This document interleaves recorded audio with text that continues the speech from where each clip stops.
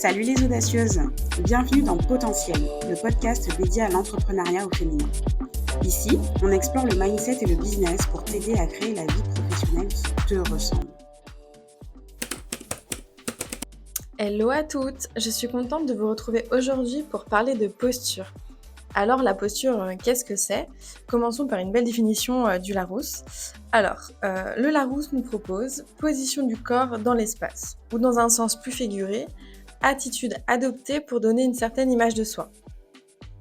En tout cas, dans cet épisode, nous parlerons de la position du corps, mais aussi de l'alignement corps-tête-cœur. Pour nous, une posture qui est efficiente est une position du corps qui est alignée et qui est confortable à maintenir.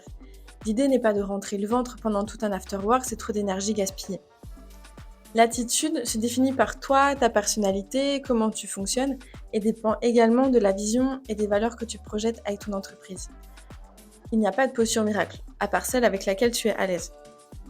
Dans l'idée, si on reprend l'exemple d'une soirée réseau, pour donner l'impression d'être à l'aise et confiante, je vais peut-être mettre en place des stratégies pour renforcer ce besoin.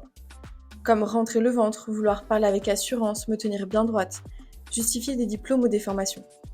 Se créer un personnage pour donner l'impression d'être une femme confiante, assurée, à l'aise en société. Tu n'es pas fatiguée après ça ?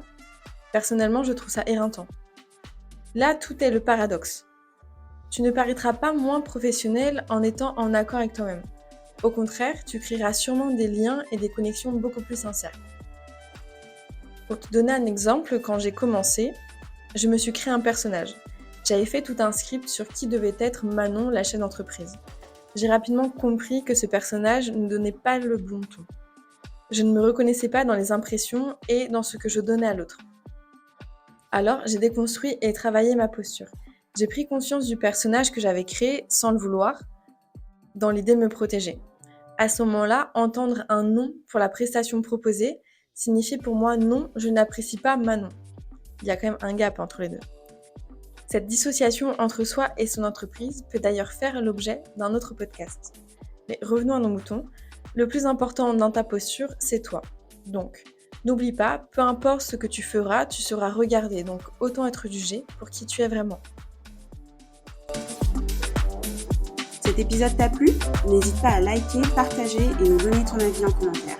N'oublie pas de t'abonner au podcast pour ne rien manquer des prochains épisodes.